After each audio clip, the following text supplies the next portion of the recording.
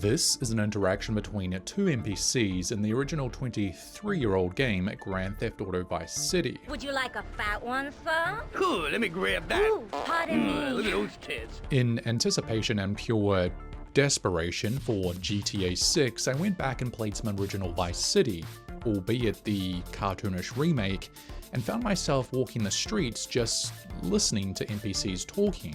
8 inches of pleasure. I was curious if the non-playable characters in Vice City were programmed to listen and answer each other directly, or were they just made to blurt out random one-liners? In other words, do Vice City's NPCs have real conversations? Before you answer no, listen to this. Man, place she is lucky. cool, She man. got me. Everybody loves no, me. it's You hot, know that. man. Si, bueno. Whatever, I make you got a dude. lot of women, man. Too Dude, many chicas, awesome. man. Looking at Google, I was reminded what a conversation was. An informal, interactive, or typically spoken exchange of thoughts, feelings, or ideas between two or more people. Based off just a couple of minutes walking around just one area, I wasn't quite sure. So to test this just a little bit further and to use my time very wisely, I eavesdropped on over 100 different NPC interactions across 10 different areas throughout the Vice City map. Hopefully this would answer my silly question and help determine what percentage of NPC dialogue was considered real conversation and what was considered just plain nonsense. Naturally, I started walking around Ocean and Washington Beach on the East Island where you start the game. Pedestrians in this area are typically roller skaters, joggers, and NPCs in swimwear or bright 80s attire. And at night, the population shifts more towards clubgoers in party outfits. Baby, let's get down tonight. Anything you want. I quickly noticed that NPC dialogue in this area is focused more towards appearance and leisure than anything else, which is kinda understandable considering its real-world equivalent is Ocean Beach in Miami, a place where aesthetics are kind of important. Of all the nerve bumping into me. I well, have a sports car. please. This is designer. These clothes are expensive. This area is also home to one of 4 police stations in Vice City, with dialogue from VCPD adding just about every stereotype you could possibly imagine. Don't make me shoot you by mistake.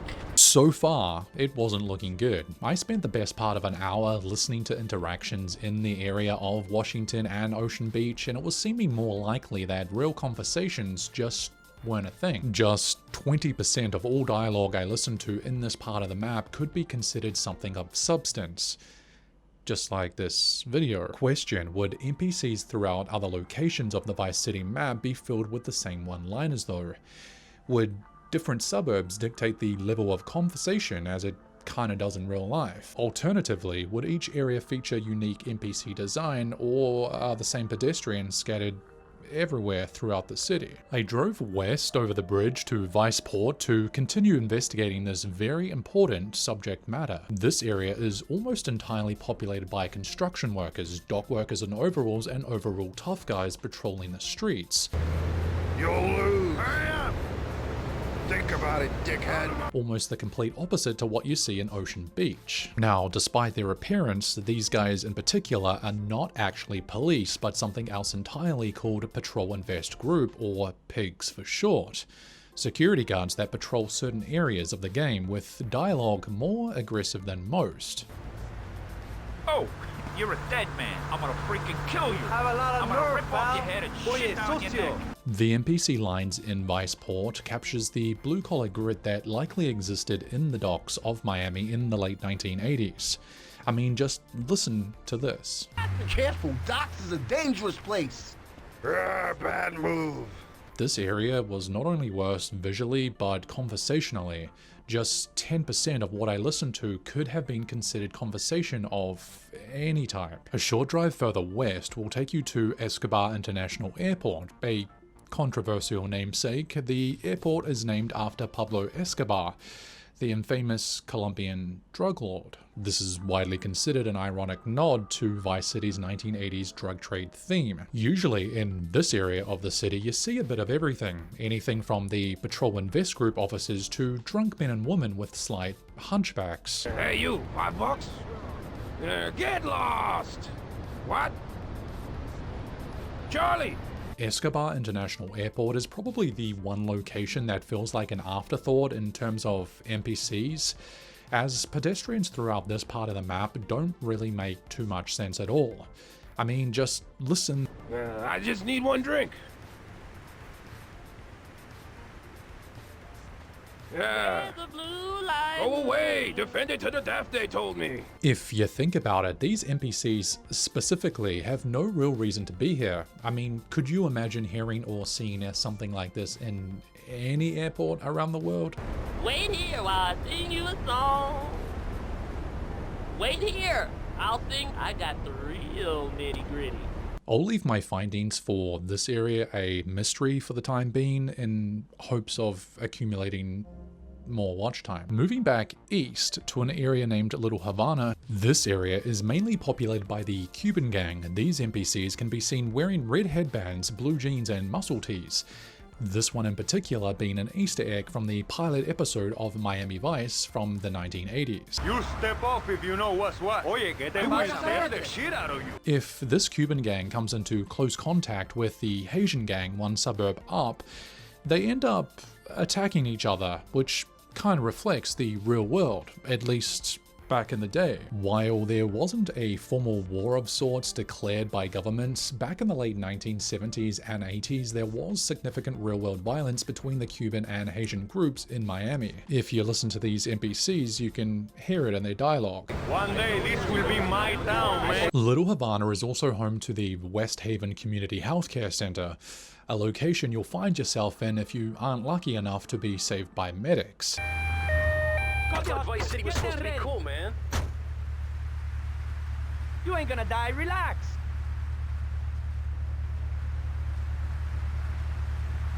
I'll just keep these pixelated for the time being because honestly guys, this video might just be a waste. It's not looking good. If you travel slightly north from here, you'll end up in Little Haiti, home to the Haitian gang, a group of pedestrians that wear white caps, blue and purple tops with light colored jeans. The atmosphere around these guys is pretty grim because they're always trying to attack you, which is ironic because most of their t-shirts have the word relax on them. Go figure. Like I mentioned before, the extreme hostility between the two groups in the game reflects the real economic and racial tensions that actually existed in the early 80s Miami. Rockstar being Rockstar understood this and is probably why the Peds are saying what they're saying. Finishing up the western island in downtown, the business and professional hub. Here you'll see all sorts, NPCs in suits, office workers, and more serious city dwellers. It's also home to the Greasy Chopper, a bar frequented by the Vice City bikers, primarily based on the Hell's Angel motorcycle club, involved in intense violent conflicts for control throughout Florida in the 1980s. Hey, apologize, man, or I'll get you a beat. On the contrast, we also see NPCs in formal attire with more superficial lines of dialogue like, Hey, watch the threads. You're not my squash partner. Did you even look where you were going? Where's the concert? Bye. Where's the concert? Also in downtown, you'll find the Central Fire Station and the last of the city's 3 first responder groups, complete with the usual cliches. I gave him a little beating. Nothing too serious. Wafting over to Prawn Island, originally a upscale area but now run down, it's primarily occupied by the Street Wannabes gang, who hang around the dilapidated adult film studios and trap houses across the street. You like living We it gotta up get now? new guns, yo. You said what to your counselor? Vice City is the battle. I'm learning all about smuggling. Yeah, but you're crazy, man. Crazy. Their lines of dialogue mainly consist of threatening catchphrases aimed at anyone elderly or anyone not as cool as them, which, going by their outfits, kind of makes sense. Although not a threat to any other gang in Vice City, they're still quite aggressive with lines like, I said, Mom, school is for I'm square. getting wise to the street I told shit. her. Way I on told down her to south. spit on a spike, haha. Prawn Island represents decay and transition. In 1986, it's a graveyard of former glory, sitting right next to the glitzy North Point Mall and gritty downtown, with the Street Wannabes gang and their dialogue being a direct reflection of their environment. I hate those yuppie scum, man. Moving back east, even more to Vice Point, the eastern island, we come across a mix of middle-class residents and shoppers at the Vice Point Mall. Here, you'll find NPCs clearly obsessed with retail therapy, hands full with shopping bags. So you better believe it, baby. I thought so. Just keep moving. I met him on the street last So week. he's trying You to can have all crash that my shit. pad. I got Weather's two totally for the new weather. Boy, I just want he can lick my cream filling anytime. These shoes are like total. Pointless fact for about 20% of you.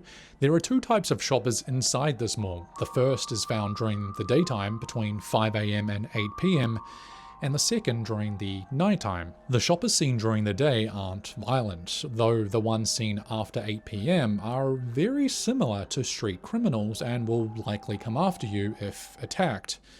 You're welcome. In the 1980s, malls became the social and commercial hubs. With the rise of credit cards and more disposable income, malls allowed people to showcase their status through clothing and brand names. And these shopper NPCs show exactly that. Heading south now to Leaf Links, this area is almost exclusively populated by golfers. The male golfers are rapidly aging overweight men who wear pink or purple shirts with checkered shorts, while the female golfers are older, slimmer women who wear colored shorts. Why did I put that in the script?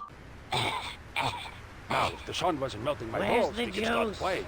Florida had more than 2 million year-round residents aged 65 or older by mid-1986, the year this game was set, and the sport of golf was quickly becoming the go-to for anyone with free time. And despite Florida having over 700 golf courses in operation at the time, it was still a super competitive sport, which probably explains the aggression Rockstar added to these little guys. This is the seniors' lane, little one.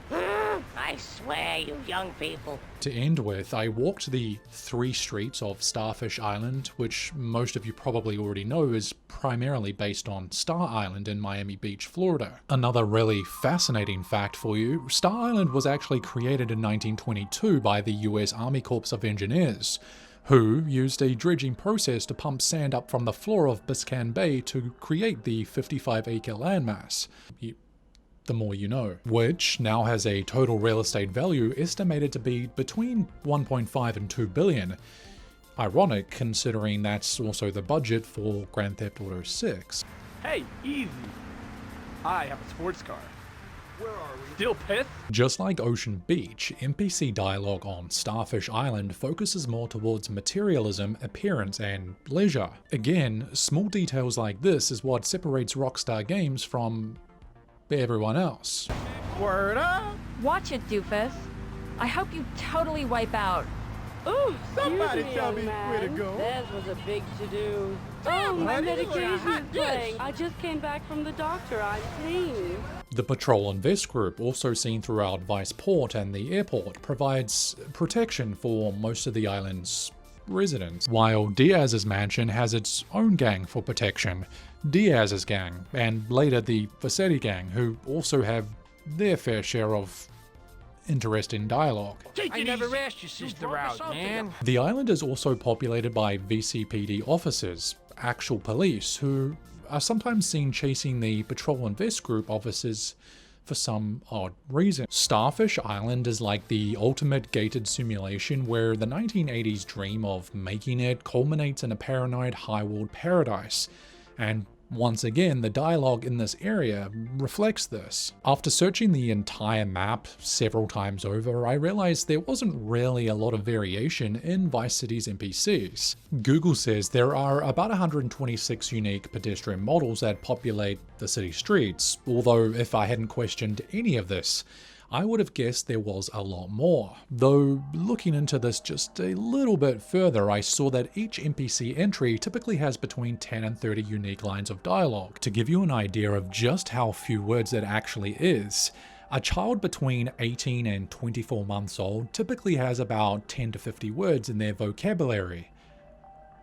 How many word vocabulary? Much like the 2002 Vice City pedestrians and their dialogue, it's often repetitive, triggered by specific surroundings and or locations, something you would never have guessed while racing around the city playing the game normally. It's believed that these limited lines of dialogue are said to be pulled from a specific pool assigned to their character archetype you see behind me. And while most NPCs have roughly 24 lines that could technically be used in a real-world conversation, 9 times out of 10 it's randomized and delivered in a way that just isn't coherent. I was off with the fairies. Where are we? Ooh, kinky. I like it. So to spill the beans, no, NPCs in Vice City don't necessarily have real conversations.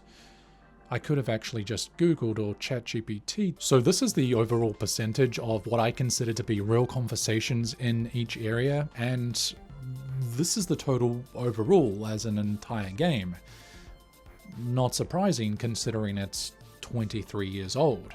Every part of the map technically does have its own look and feel, but the same one-liners did crop up over multiple areas. Certain suburbs contained more of what you would call actual conversation than others, including Ocean Beach and Starfish Island being the best for this. And although NPC design was specific to each area, for the most part, there was significant overlap and repetition scattered everywhere throughout the city. The game was probably made this way due to hardware limitations of 2002, along with the lack of development time of 8 to 9 months. Rockstar Games had to squeeze an entire living city onto a single PS2 DVD, and supposedly audio files are notorious for hogging a lot of memory. Oh, that's nasty. In an open world game, you're usually moving fast through missions. Rockstar gambled that you wouldn't stand next to a random NPC for 10 minutes, or make the video I'm making now. By giving them 10 to 30 reactive lines, they ensured that the NPCs could react to you, the player, immediately, which kind of feels more real in the heat of a car chase rather than a scripted, coherent conversation. Also, creating branching dialogue for thousands of potential NPC encounters is a massive undertaking. In 2002, the technology to have NPCs talk to each other dynamically didn't really even exist yet. Like I mentioned before, they used a pull system where a pedestrian would randomly grab a line from their assigned category like fear or hate whenever triggered. Unfortunately, if you spend more than, say, half a minute in the same spot, you can see evidence of this, with some pedestrians repeating the same thing over and over. Tommy's security guards at the Vassetti mansion being some of the worst for this. What's going on? You better tell him, Mario. Hey, Mario, I never asked your sister out, man. What's going on? Today, man. Forget about it, Mario. Despite NPCs in Vice City not having real conversations, Rockstar did everything they could with what they had back then. The company actually poked fun at this in later games, making NPCs more talkative as hardware improved. By GTA 4 and 5, they used dynamic dialogue, where NPCs actually have full and often hilarious phone conversations. Don't worry, I won't forget my construction worker outfit, I promise. So what does all of this mean for Grand Theft Auto 6? If we take a look at the stats for previous games, we can start to get an idea of what's coming. It's likely that Grand Theft Auto 6 will not only surpass GTA 5's NPC dialogue by hundreds of thousands of lines, but also feature dynamic dialogue or, to some extent, actual real conversations. But why is any of this important? It's not. I just wasted 2.5 weeks. Don't forget to subscribe. Actual videos worth watching are coming soon.